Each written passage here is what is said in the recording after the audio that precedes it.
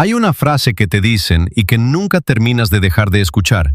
No porque se haya dicho con fuerza, no porque haya habido drama, sino porque se dijo así, de pasada, como quien comenta el tráfico, como si no fuera nada. Y el cuarto entero la absorbió. Asintió, siguió masticando. Y tú ahí sentado, sin reaccionar a tiempo. Y la mujer que amabas te miró desde el otro lado de esa mesa. No con rabia, no con lágrimas, sino con esa especie de recalibración silenciosa. Como si actualizara algo en su cabeza. Como si te moviera de una columna a otra. Esa mirada me destrozó más que cualquier cosa que alguien dijera esa noche. La he reproducido miles de veces, no para castigarme, no porque sea dramático, sino porque creo que una parte de mí sigue intentando regresar y ser el hombre que ella necesitaba en ese momento. No lo fui, y no creo que le haya sorprendido. Creo que estaba confirmando algo que llevaba tiempo temiendo, y eso es peor. Necesito contarte exactamente lo que pasó, cada detalle incómodo, porque lo que ocurrió en esa mesa es el tipo de cosa que la gente se sale con la suya todos los días, y yo los ayudé a salirse con la suya. Conocí a Nadia en una conferencia de trabajo en el centro. No era la mía. Mi empresa había rentado el mismo salón del hotel que una organización sin fines de lucro esa tarde, y por algún caos de agenda, compartimos el bar del lobby durante 1 hora mientras ambos eventos cerraban. Ella estaba en una esquina del bar, sola, con un vaso de agua mineral y un libro abierto frente a ella. Iba en una silla de ruedas eléctrica, elegante, negra mate, claramente personalizada, y le estaba ignorando a cada persona en ese cuarto, con la serenidad concentrada de alguien que ya hizo las paces con no tener que actuar para los demás. La noté de inmediato. No de la forma que probablemente estás pensando. La noté de la forma en que notas a alguien que tiene centro de gravedad. No estaba trabajando el cuarto. No estaba performando accesibilidad para nadie. No estaba siendo valiente, ni resiliente, ni ninguna de esas palabras que la gente le pega a las personas con discapacidad como si fueran calcomanías. Estaba leyendo, completamente en su propio mundo, como si todos los demás en ese lobby fueran opcionales. Terminé cerca de ella porque un colega mío se había olvidado su saco en el bar y fui a buscarlo. Ella dijo, sin levantar la vista del libro: lado izquierdo, debajo del banco. Lleva como 40 minutos ahí. Miré. Estaba exactamente ahí. Todavía no me había mirado. Dije algo idiota como: ¿lo estabas vigilando? Ella dijo: vigilando se oye muy intenso. Simplemente estaba en mi campo visual mientras intentaba terminar este capítulo. Entonces levantó la vista. Y eso fue todo. Ese fue el momento en que me perdí. Tenía esta forma calmada y directa de hacer contacto visual, que se sentía como un examen que no sabías que estabas presentando. No hostil, no cálida, solo evaluando. Como si decidiera en tiempo real si valía la pena continuar la conversación. Algo debo haber pasado, porque cerró el libro. Se llamaba Nadia. Trabajaba en política de salud. Había quedado en silla de ruedas desde un accidente automovilístico a los 22. Cuando la conocí tenía 31. Era graciosa de la manera que requiere inteligencia real. Seca, precisa, sin ningún tipo de esfuerzo visible. No se reía de sus propias bromas. Solo esperaba a que tú llegaras. Cuando mis colegas me estaban buscando, ya llevaba 45 minutos hablando con ella y genuinamente no me había dado cuenta. Ya estaba perdido. Solo que todavía no sabía qué tan lejos. Yo había tenido relaciones de verdad antes, largas, buenas en su mayoría. Había amado a personas. No era ningún novato. Pero algo en Nadia se me metió bajo la piel de una manera que no podía controlar, intelectualizar ni mantener a distancia cómoda. Y me tomó un tiempo entender qué era. Ella no tenía paciencia para la versión de mí que quería quedar bien. No podía impresionarla con lo de siempre. El estatus no le movía nada. Los logros no le movían nada. Esa señalización social que aprendí a usar en mis 20, la veía de inmediato sin ser cruel. Simplemente no la respondía. Como si esperara que apareciera el yo de verdad. Y así, poco a poco, el yo de verdad apareció. Le conté cosas que no le había dicho a personas que conocía desde hacía 10 años. Sobre mi padre, sobre un fracaso en el trabajo que todavía me avergonzaba, sobre la distancia entre quien quería ser y quien realmente era en los momentos que importaban. Ella no corrió a consolarme, no performó empatía, simplemente escuchaba y luego decía algo cierto. Eso era todo, sin calidez teatral, solo una respuesta honesta a algo honesto que yo había dicho. Suena simple, lo cambió todo. Me di cuenta de que con cada mujer con la que había estado antes, había estado actuando, aunque sea un poco. No de forma deshonesta, las había amado de verdad, pero siempre había ese ruido de fondo de querer ser percibido de cierta manera, esa presentación constante de mí mismo. Nadia, de alguna forma, apagaba todo eso. Con ella era simplemente yo, un hombre intentando ser honesto. Eso es como una droga. Si nunca lo has sentido, no te lo puedo explicar. Si lo has sentido, ya sabes. Llevaba 6 meses planeando un futuro con ella en mi cabeza y fingiéndome a mí mismo que no era así. Quería proteger lo que teníamos de cualquier cosa que pudiera dañarlo. Esa es la cruel ironía. Creí que la amenaza venía de afuera. Estaba sentada en mi propia silla todo el tiempo. Le mencioné a Nadia a mi mamá como a los 3 meses, y lo primero que dijo, fue: «Ay, mi amor, ella es feliz, con su vida, digo». Eso fue lo que abrió. No, ¿cómo es ella? No, ¿cómo se conocieron? Ni siquiera una felicitación por haber encontrado a alguien que me emocionaba. ¿Ella es feliz? Como si una mujer en silla de ruedas tuviera que demostrar que no sufre en secreto. Como si estar bien dentro de un cuerpo con discapacidad requiriera pruebas. Le dije a mi mamá que Nadia era una de las personas más en paz consigo mismas que había conocido. Mi mamá hizo un sonido suave. El tipo de sonido que significa «te escucho y no te creo al mismo tiempo». Mi hermana menor, Claire, dijo que le parecía interesante que yo estuviera saliendo con alguien con ese tipo de estilo de vida. Estilo de vida. Como si nadie hubiera tomado una decisión en un restaurante. Como si hubiera elegido esto del menú. Le pregunté qué quería decir y dijo, solo que es un tipo de relación diferente, más compleja, más intencional. Lo dijo con tanta dulzura calculada que casi se me pasó. Casi. Pero caché la palabra que tenía debajo de todo eso. Difícil. Quería decir difícil. Quería decir más de lo que te puedes imaginar. Mi mejor amigo Marcus, al que conozco desde los 19, me preguntó cómo estaba funcionando el lado físico. Lo dijo como si fuera una pregunta médica. Curiosidad científica envuelta en inapropiado social. Cuando le dije que eso no lo iba a responder, levantó las manos y se rió y dijo, «Oye, solo te estoy siendo real, men. Eso es lo que yo hago. Pregunto lo que todos están pensando». Lo dijo como si fuera una virtud, como si la grosería disfrazada de honestidad se convirtiera en valentía. Nada de esto fue explosivo. Nada fue caricaturesco. Todo fue muy pulido, muy moderado, muy preocupado. Por eso calaba. Eran personas que se creían buenas, progresistas incluso. No eran fanáticos, solo eran callada y fluidamente capacitistas de una manera que nunca habían tenido que examinar. Y cuando descubrieron que estaba enamorado de Nadia, esa fluidez empezó a filtrarse por todos lados. Me convencí de que cambiarían cuando la conocieran en persona, que conocerla lo arreglaría todo, que ella desmantelaría cada uno de esos prejuicios con solo ser ella misma. En esa última parte tenía razón. En todo lo demás me equivoqué de forma catastrófica. Y debí haberlo visto venir. Debí saberlo porque ninguno de ellos hizo una sola pregunta de seguimiento sobre quién era ella, solo sobre lo que era. Era una cena de domingo, la casa de mi mamá.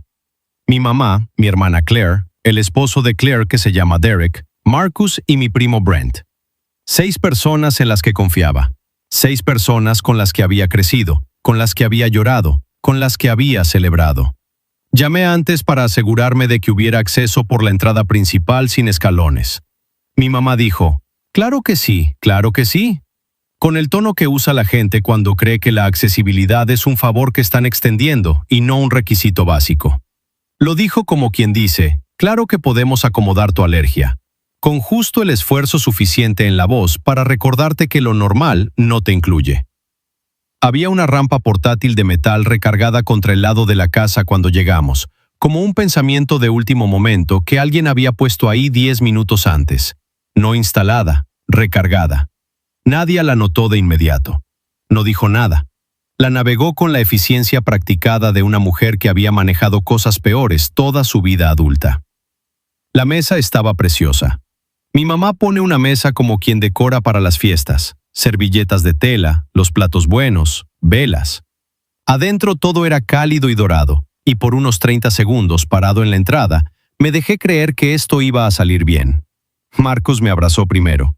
Fuerte, familiar, el abrazo de un hombre que te conoce desde que los dos eran unos idiotas juntos.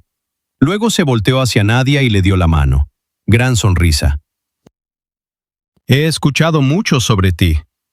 Ella dijo, espero que cosas buenas. Él dijo, todas. Y luego bajó la mirada hacia su silla por una fracción de segundo de más. El tipo de mirada que ni siquiera es consciente, solo un destello de registro, de categorización. Ella lo notó. Yo vi que lo notó. Fingí que no lo había visto. Ese fue el primero de mis fracasos esa noche. No sería el último. Mi mamá hizo todo un show de acomodar a Nadia en la mesa, quitando una silla, anunciándolo en voz alta, narrando cada movimiento como si fuera una didascalia de teatro. Aquí, déjame solo. Quiero asegurarme de que estés cómoda. ¿Tienes suficiente espacio? ¿Necesitas más? Nadia dijo que estaba bien, que no necesitaba ayuda, y mi mamá se rió y dijo, «Ay, lo sé, solo quiero asegurarme», tocándole el hombro sin pedir permiso, con una voz diseñada para sonar cálida, pero funcionando como otra cosa completamente. Como exhibición, como miren qué tan considerada estoy siendo frente a todos. Claire observaba todo desde el otro lado de la mesa con una sonrisa fija. El tipo de sonrisa que sostienes cuando estás viendo algo que te parece ligeramente notable. Como cuando ves a un niño hacer algo precoz. Esa sonrisa nunca se fue del todo en toda la noche. Estaba ahí como una máscara que se había puesto en la puerta. Derek acomodó el lugar de Nadia hacia ella antes de que siquiera se hubiera posicionado del todo, como si no fuera a alcanzar. No había pedido ayuda. No había tenido dificultades. Él simplemente lo hizo, por reflejo, y luego le dio un pequeño gesto de aprobación con la cabeza. El gesto que das cuando crees que hiciste algo amable. Ella miró el plato. Lo miró a él. No dijo nada. Lo movió de regreso a donde estaba. Salieron los aperitivos. Empezó la conversación. Y el cuarto, que se había sentido dorado 30 segundos antes, empezó a cambiar de una forma que yo podía sentir, pero todavía no sabía nombrar. Como un cambio de temperatura, como si el oxígeno se estuviera reemplazando poco a poco por algo más pesado.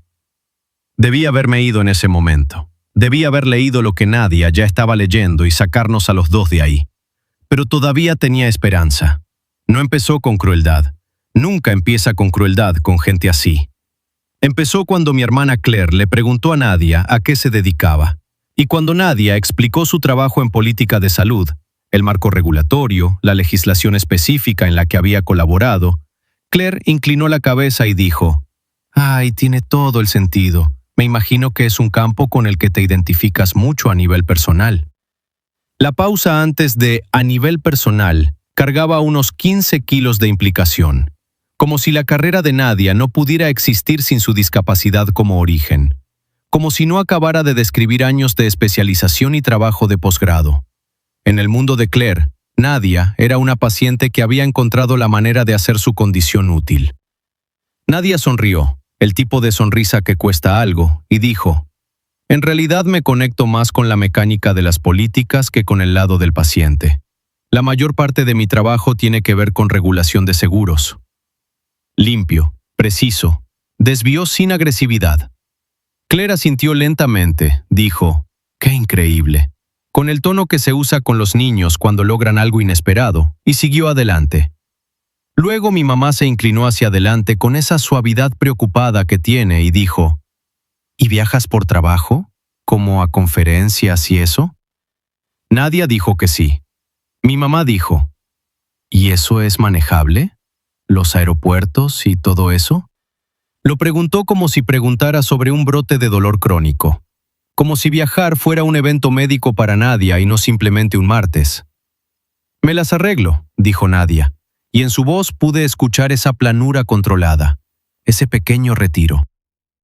Luego Derek, el esposo de mi hermana, a quien nunca he respetado pero sigo tolerando porque así funciona la familia, le preguntó a Nadia cómo manejaba la logística del día a día viviendo sola. Si tenía un sistema o una red de apoyo. Lo dijo como trabajador social, clínico, eficiente, completamente desconectado del hecho de que ella era una invitada a cenar y no un expediente. Incluso se inclinó un poco hacia adelante, como genuinamente curioso por la mecánica. Como si preguntara cómo funcionaba una máquina. Vivo de forma independiente, dijo Nadia, como cualquier persona. Lo dijo con un punto final tan duro que casi se escuchaba. Derek asintió y dijo, no, claro. Solo quería decir, es impresionante. Impresionante. Vivir sola. Algo que hacen miles de millones de adultos sin medalla. Pero para nadie ameritaba la palabra impresionante, dicha con justo el suficiente asombro para hacerla grotesca. Luego Marcus, al que conocía desde los 19. Marcus, al que le había contado de Nadia con genuina alegría en la voz. Marcus, al que yo creía que sería diferente porque me conocía, porque había visto cómo era yo cuando estaba de verdad enamorado. Marcus se sirvió más vino, se recostó en su silla con esa facilidad que siempre ha tenido. La seguridad de un hombre que cree que su inteligencia social lo excusa de todo, y dijo, con una pequeña risa, tengo que preguntar, y para si es muy personal, ¿alguna vez piensas en el largo plazo? ¿Cómo te imaginas tu vida en 10 años? Dijo tu vida con un peso específico, como si su futuro fuera una pregunta separada al mío, como si nuestras vidas fueran rieles paralelos que tal vez no convergían. Hubo una pausa. Pude ver a Nadia procesarlo, como siempre procesaba todo, rápido, limpio, decidiendo cómo responder. Dijo, lo mismo que la mayoría, trabajo del que esté orgullosa, personas que ame, una vida que se sienta mía. Simple. Perfecto. Un cierre disfrazado de respuesta genuina. Marcus asintió, tomó un sorbo de vino, me miró con esa expresión de entendimiento mutuo, como si compartiéramos algo privado, como si me estuviera haciendo check-in, como si yo fuera un hombre en una situación que requería check-ins, y luego volvió la vista a su plato. Esa mirada que me dio, esa mirada decía, ya veo con lo que estás lidiando, man. Esa mirada decía, estoy de tu lado. Esa mirada trató mi relación como una condición que yo estaba soportando. No dije nada. Luego mi mamá, dulce, horrorosamente dulce, extendiendo la mano hacia la de Nadia por encima de la mesa, sin llegar a tocarla del todo, dijo, es que queremos asegurarnos de que nuestro hijo sepa en qué se está metiendo, porque lo amamos y queremos lo mejor para los dos. Los dos. Dijo los dos, mirando solo a mí. ¿En qué se está metiendo? Como si fuera un alistamiento, como si el amor tuviera una cláusula por discapacidad. Nadia no parpadeó. Miró a mi mamá con una expresión perfectamente neutral y dijo, creo que él sabe perfectamente en qué se metió. Mi mamá sonrió, esa sonrisa fija, cálida, de cerámica, y dijo, claro que sí, mi amor. Mi amor. Dicho a una mujer de 31 años con maestría y una carrera que la mayoría en esa mesa no podría ni comprender. Mi amor. Como si le palmeara la cabeza a una niña. Y yo ahí sentado, todavía con esperanza, todavía manejando la situación, todavía creyendo que quizás ya había pasado lo peor. Lo peor todavía no había comenzado. Brent esperó hasta que el plato principal estaba a la mitad. Esperó porque Brent es el tipo de persona que deja que otros ablanden el blanco antes de golpear. Es el que lee la temperatura del cuarto y espera a que el consenso esté calladamente establecido antes de decir la parte en voz alta. Se recostó en su silla, relajado, jugando con su copa, como si hubiera tenido una conversación interna que finalmente decidió concluir en público. Incluso suspiró primero. Un suspiro reflexivo, como si lo que estaba a punto de decir requiriera valor. Luego dijo, «Mira, voy a decir lo que todos aquí probablemente están pensando, pero son demasiado educados para decir». El cuarto se tensó. Lo sentí. Todos sabían que algo venía, y nadie, ni una sola persona, intentó detenerlo. Eres un tipo guapo, exitoso, con mucho por delante.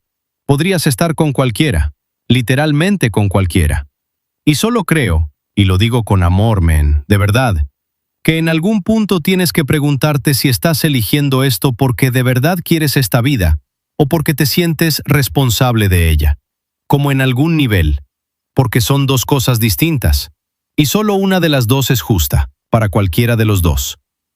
La mesa quedó muerta. No el silencio incómodo de siempre, congelada, sin aire. El tipo de silencio donde los tenedores se detienen a mitad de camino y nadie mira a nadie directamente, y las velas se sienten de repente demasiado presentes y puedes escuchar una copa tocando la mesa desde el otro extremo del cuarto. Lo dijo con amor. Se aseguró de decir esa parte. Lo digo con amor. Dijo responsable de ella, como si fuera una deuda. Un proyecto, algo que requería mantenimiento y justificación. Dijo, podrías estar con cualquiera, como si ella no fuera nadie. Y me lo dijo a mí, no a ella. Como si ella no estuviera sentada a 1,5 metros, como si fuera un tema que se discutía en su ausencia. Esa fue casi la peor parte. La forma en que me habló como si yo fuera el único que importaba en la conversación. Ella era el sujeto, yo era el público. Ella era mobiliario compulso. Miré a Nadia. Estaba muy quieta. Las manos planas sobre la mesa a cada lado de su plato. Miraba a Brent con la expresión de alguien a quien se le pide que procese un insulto grave en público y que ha decidido, en tiempo real, que no le va a dar la satisfacción. La mandíbula firme, los ojos claros, respiraba parejo. Se sostenía entera con una precisión que la mayoría de los que estaban en ese cuarto no habrían podido mantener si los hubieran insultado ni a la mitad. No respondió. Ese era su control, esa era su dignidad. Eso era ella diciéndole a todos en ese cuarto, no voy a audicionar para su aprobación, no voy a defender mi derecho a ser amada frente a ustedes. Yo dije, Brent, ya. 2 palabras.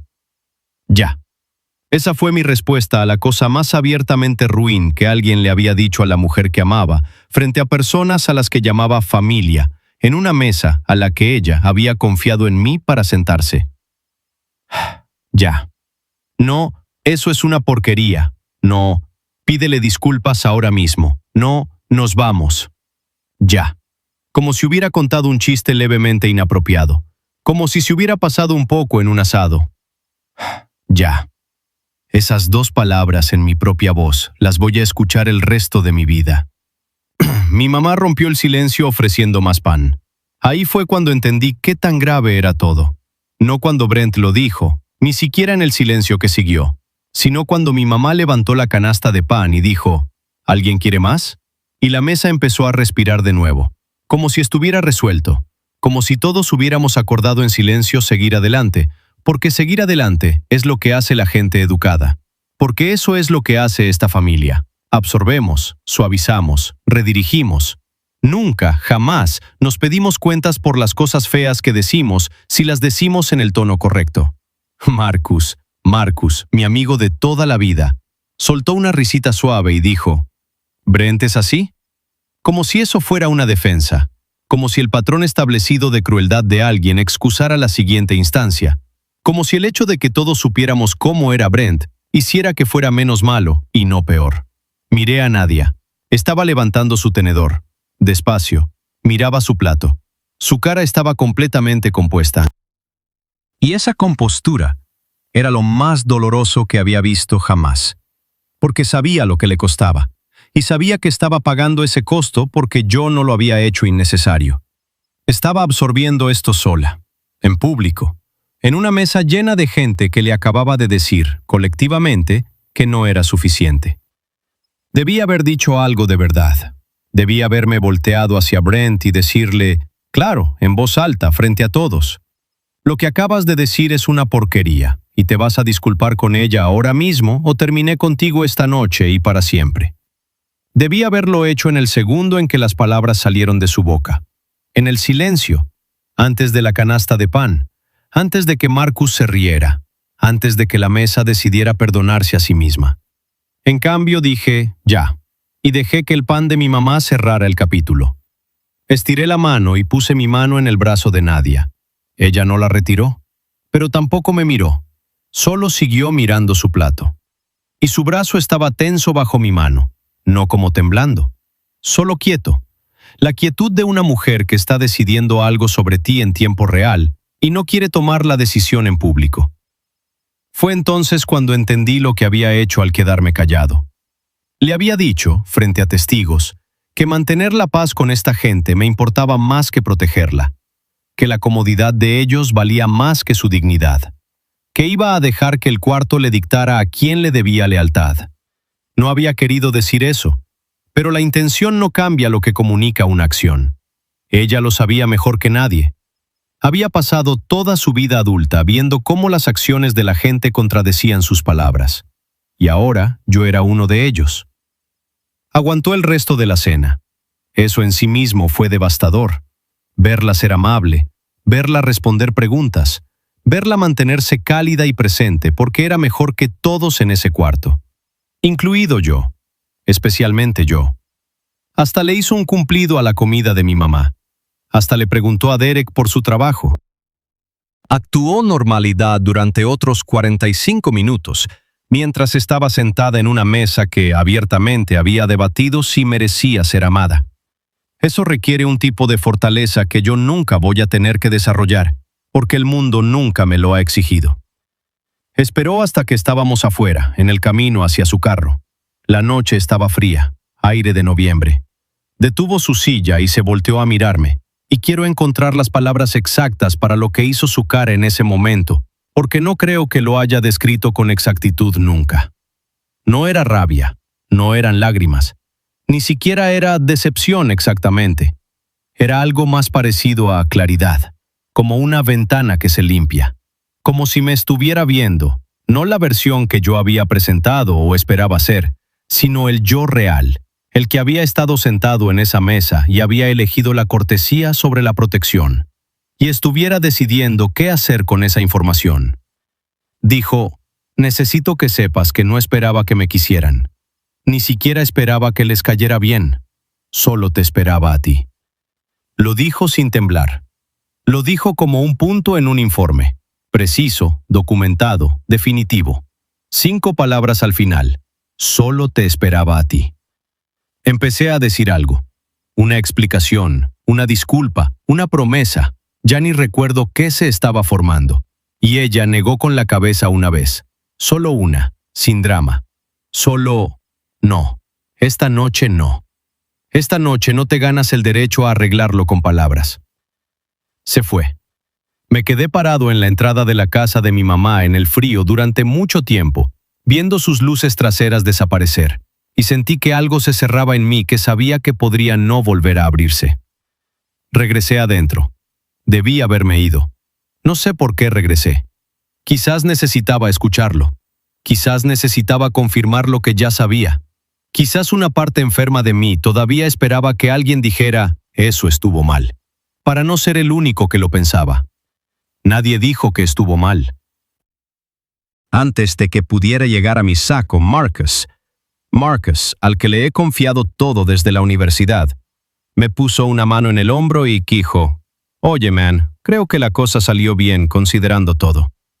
Considerando todo, considerando. Como si su presencia fuera una variable. Como si la cena hubiera tenido un nivel de dificultad que ellos habían superado. Mi hermana dijo que Nadia se veía muy fuerte, con el tono específico que usa la gente cuando quiere decir valiente para alguien como ella. Como si la fortaleza en una mujer con discapacidad siempre tuviera que ver con la discapacidad. Como si no pudiera simplemente ser fuerte. Tenía que ser fuerte dado todo. Derek dijo, se desenvolvió bien. Como si hubiera sobrevivido una entrevista de trabajo. Como si hubiera rendido adecuadamente bajo condiciones de prueba. Mi mamá me abrazó y me dijo que estaba orgullosa de mí por no haberme puesto defensivo, porque todo esta noche vino de un lugar de amor. Dijo eso. Me dijo que mi instinto de defender a la mujer que amaba era emocionalmente comprometido. Luego Claire, mi propia hermana, dijo, en voz baja, casi con ternura, «Solo quiero que pienses en el lado práctico. A largo plazo, hijos, viajes, el día a día. Alguien tiene que decirlo. Alguien tiene que decirlo. La excusa universal de toda persona que quiere ser cruel y aún así sentirse noble». Brent no dijo nada. Estaba comiendo pastel sobrante con los pies recostados, viendo su celular, completamente tranquilo. Como si ya hubiera olvidado lo que había dicho. Como si no le hubiera costado absolutamente nada. Y Marcus, este fue el que me rompió algo. Marcus se recostó en el mostrador y dijo, «Para lo que vale, creo que ella está muy bien, de verdad. Pero tienes que ser honesto contigo mismo sobre si esto es sostenible. No te estoy siendo cruel, te estoy siendo tu amigo». Sostenible. Usó la palabra sostenible para hablar de la mujer que amaba. Como si fuera un modelo de negocio. Como si fuera una inversión que necesitaba proyección de retorno. Y mientras estaba parado en ese comedor, escuchando a las personas en las que había confiado para recibir a alguien que amaba, justificar el desmantelamiento sistemático de su dignidad a lo largo de una cena de 2 horas, hubo un momento en que lo vi con total claridad. Esto no fue accidental. No fueron nervios, ni torpeza, ni personas intentando y fallando. No era la incomodidad de conocer a alguien nuevo. Era cosmovisión. Era lo que realmente creían. Que ella era un compromiso. Que yo estaba haciendo algo noble y levemente triste. Que su preocupación era amor. Que su incomodidad era sabiduría. Que sus preguntas sobre carga y logística y sostenibilidad y sacrificio eran el tipo de crueldad responsable. La que vistes con buenas intenciones para poder dormir en paz por las noches. Siempre habían sido así. Simplemente nunca había traído a nadie que los hiciera mostrarlo. Miré ese cuarto, mi mamá todavía con cara cálida y sincera, genuinamente convencida de que me había protegido esa noche. Claire ya sirviéndose té y discutiendo planes navideños como si nada hubiera pasado. Derek cargando el lavavajillas con la satisfacción callada de un hombre que cree haber sido útil. Marcus recostado en el mostrador con los brazos cruzados, mirándome como si yo fuera un paciente que necesitaba intervención. Brent en su celular, ya completamente en otra cosa. Y entendí algo que no tenía cómo deshacer. Esta gente no se había vuelto más fea cuando nadie entró. Siempre habían sido esto. Ella no los cambió. Los reveló. Un ecosistema pulido, consciente de su reputación, obsesionado con la imagen, que nunca había tenido que examinar de verdad qué valoraba. Eran amables entre sí porque eran iguales. Generosos dentro de la tribu. Tolerantes con la diferencia, siempre y cuando la diferencia se quedará en lo teórico. Una causa que apoyar, una publicación que compartir, una creencia que sostener sin consecuencias. Pero cualquiera que complicara el cuadro, cualquiera que no encajara en el marco que habían construido, era procesado y descartado con vocabulario de preocupación. Yo había crecido dentro de ese ecosistema, había absorbido su lenguaje, había sonreído en los momentos correctos y mantenido la paz y llamado a eso madurez. Había confundido el silencio con fortaleza. Había confundido la diplomacia con amor. Y la noche que Nadia se sentó en esa mesa, había usado cada uno de esos instintos entrenados en su contra. Había priorizado la comodidad de ellos sobre su seguridad. La había tratado como una presentación y luego había fallado en defenderla cuando la atacaron. Lo sentía sentarse. Ese tipo de claridad irreversible que cambia la geografía de tu vida interior. Nada de esas relaciones fue igual después de esa noche. Nada podría serlo. El cuarto estaba cálido, todos estaban cómodos, y yo nunca me había sentido más asqueado en mi vida. No grité, no mandé mensaje grupal, no hice escena. Llamé a Marcus a la mañana siguiente y le dije que necesitaba que no habláramos por un tiempo. Empezó a explicarse. Empezó con, «Bro, yo no estaba tratando de...» Y le dije, Lo sé. Entiendo exactamente lo que crees que hiciste. Crees que fuiste honesto. Crees que la honestidad te da permiso. No te lo da. Necesito que te calles. Se quedó en silencio. Luego, suavemente, estás haciendo esto más grande de lo que es. Colgué. Le escribí a Claire. Lo que pasó anoche no estuvo bien. Sé que crees que fue con amor. No lo fue. Y el hecho de que no puedas notar la diferencia es el problema. Llamó 2 veces. No contesté. Me respondió por mensaje. Creo que necesitas alejarte de tus emociones y pensar en esto con cabeza fría. Lo leí. No respondí. No he respondido desde entonces. Con Brent no lo suavicé. Lo llamé y le dije directamente que lo que le dijo a Nadia fue humillante, abiertamente cruel, y reveló algo sobre él que yo no podía dejar de ver. Me dijo que yo estaba exagerando. Dijo, te estaba ayudando, man. Todos lo estaban pensando, yo solo lo dije. Le dije que estar dispuesto a decir la parte fea en voz alta no te hace valiente, te hace el que eligió ser feo. Terminé la llamada. Mi mamá fue lo más difícil, no porque la amara más, creo que los amaba a todos, de formas complicadas y condicionadas, sino porque ella genuinamente creía que había sido buena, creía que había equilibrado todo, que me había protegido a mí mientras también recibía a Nadia. Creía que la calidez y la crueldad no podían coexistir en la misma acción, y entonces, porque ella había sido cálida, no podía haber sido cruel. Esa brecha entre su intención y lo que realmente pasó era tan enorme que no supe cómo cruzarla. Entonces no lo intenté, no esa noche. Le dije que Nadia no era una situación que manejar, ni un compromiso que evaluar, ni un estilo de vida que cuestionar. Le dije que lo que yo había presenciado, lo que había permitido al quedarme callado, era algo con lo que iba a tener que vivir por mucho tiempo. Y le dije que necesitaba espacio. Lloró. Dijo, solo estaba tratando de amarte. Le dije, lo sé, eso es lo peor de todo. Y lo decía en serio. Esto es lo que pasé semanas intentando no admitir. Yo quería su aprobación, no solo tolerancia, aprobación, validación. Quería entrar a esa cena y que la vieran como yo la veía y que me reflejaran de vuelta que había elegido bien, que era un hombre de sustancia y profundidad y valentía por amarla, que mi amor era admirable, que decía algo sobre mí. Quería que ella los impresionara, quería que se impresionaran. Quería salir de esa cena sintiéndome confirmado. Quería a ella y su aprobación al mismo tiempo. Y la llevé ahí para conseguir las dos cosas. Eso no es amor. Es actuación. Y en parte la puse en esa mesa, en sentido figurado literalmente, por mí. Como presentación. Aquí está la mujer que elegí.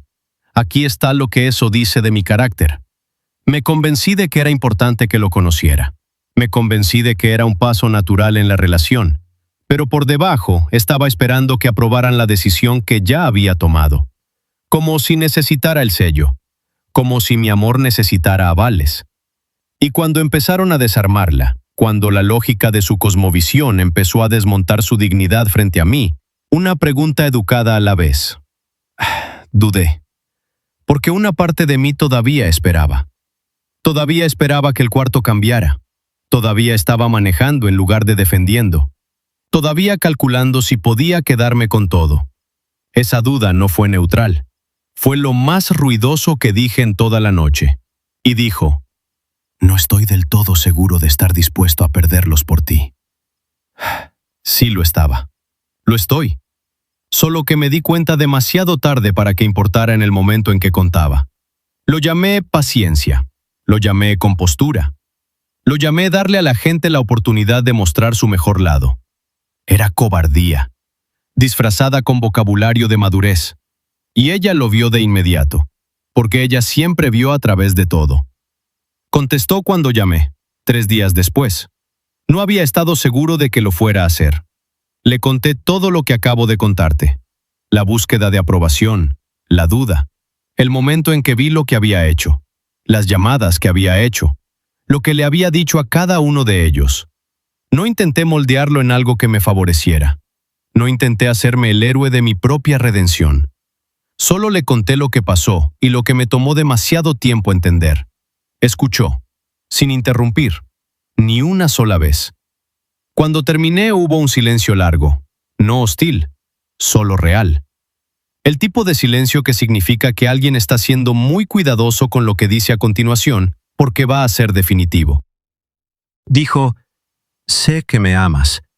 Nunca lo he dudado de verdad. Lo dejó ahí. Me dejó sentir ese calor exactamente 2 segundos y luego, pero la persona que necesito a mi lado es alguien que no necesite 10 minutos para entender de qué lado está. He pasado toda mi vida en cuartos que no fueron construidos para mí. Sé lo que se siente que te toleren. Puedo sobrevivir eso de extraños. No puedo sobrevivirlo de la persona que me tiene de la mano. No tenía respuesta para eso. No existe ninguna. No levantó la voz, no lloró, no me estaba castigando, solo me estaba diciendo lo que era verdad. Luego dijo, deberías saber de qué estás hecho antes de pedirle a alguien que le confíe su seguridad a eso.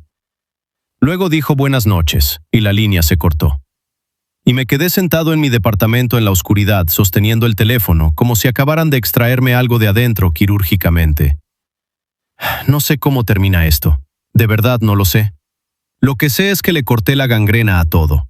Cada persona en esa mesa que eligió su cosmovisión sobre la dignidad de ella, me he alejado de todos y cada uno de ellos. No por actuación, no para que ella lo vea, no para recuperarla, sino porque una vez que ves lo que alguien realmente cree cuando no le cuesta nada mostrarlo, ya no puedes dejar de verlo. Y una vez que ves lo que tú mismo estás dispuesto a tolerar, ya no puedes ignorarlo tampoco. Y sé que esa mirada que me dio en esa entrada, calmada, clara, recalibrándome, es lo que voy a pasarme el resto de mi vida intentando no merecer ver de nuevo. No porque me haya destruido, sino porque en el segundo en que me miró así, supe que ella ya me había dado más crédito del que yo había ganado. Y yo dejé que una mesa llena de gente se lo quitara mientras yo estaba sentado ahí sosteniendo un tenedor y esperando que alguien cambiara el tema. Ella no necesitaba que la salvara. Necesitaba que la eligiera. En voz alta, en tiempo real, sin dudar. Y yo elegí la canasta de pan. Ese es el tipo de fracaso que no se deshace. Solo puedes decidir qué tipo de hombre aparece la próxima vez, si es que hay una próxima vez. No estoy seguro de merecer una, pero sé exactamente quién voy a ser si la tengo.